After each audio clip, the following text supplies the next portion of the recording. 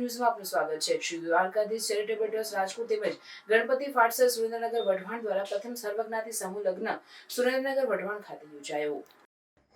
Shri Dwarkadhish charitable trust Rajkot તથા ગણપતિ ફાટસર સમૂહ લગ્ન સમિતિ દ્વારા આયોજિત તારીખ 30/4/2025 બુધવારના રોજ ગણપતિ ફાટસર સુરેન્દ્રનગર વઢવાણ ખાતે સર્વજ્ઞાતિ સમૂહ લગ્નનું આયોજન કરવામાં આવ્યું છે।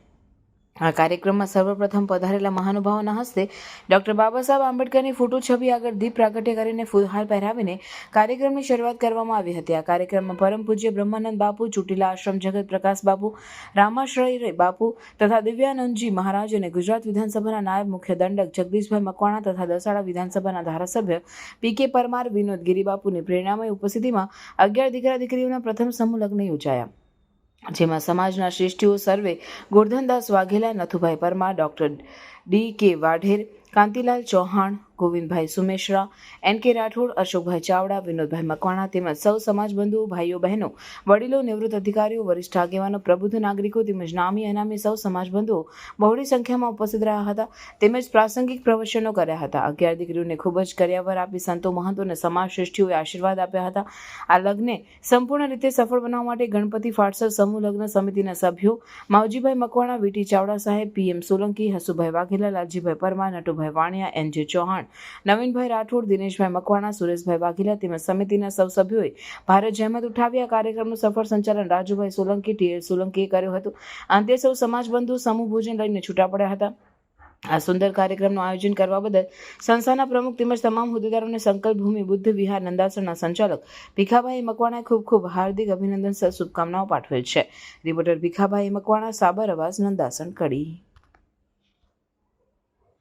માતા ને પિતાને દુઃખ ન આવે ક્યારેય એ પ્રકારનું કામ આ સમાજ કરી રહ્યો છે। એટલે આ સમાજ પાસેથી પ્રેરણા લેવા જેવું છું। ઘણીવાર જાહેર જીવનની અંદર ઘણા મંચ ઉપરથી આ વાત કરું છું કે જુઓ, દલિત સમાજની અંદર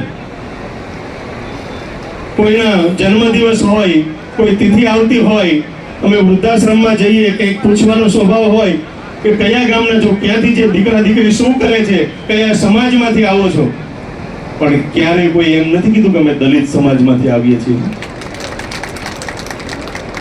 અને મોટા ભાગે નાના ભાઈના ત્યારે ભલે મોટા ભાઈ નોકરી કરતા, નાના ભાઈ મજૂરી કરતા હોય તો એ નાના ભાઈ માતા પિતાને સાચવી લેવો, બધા જ સાચવે।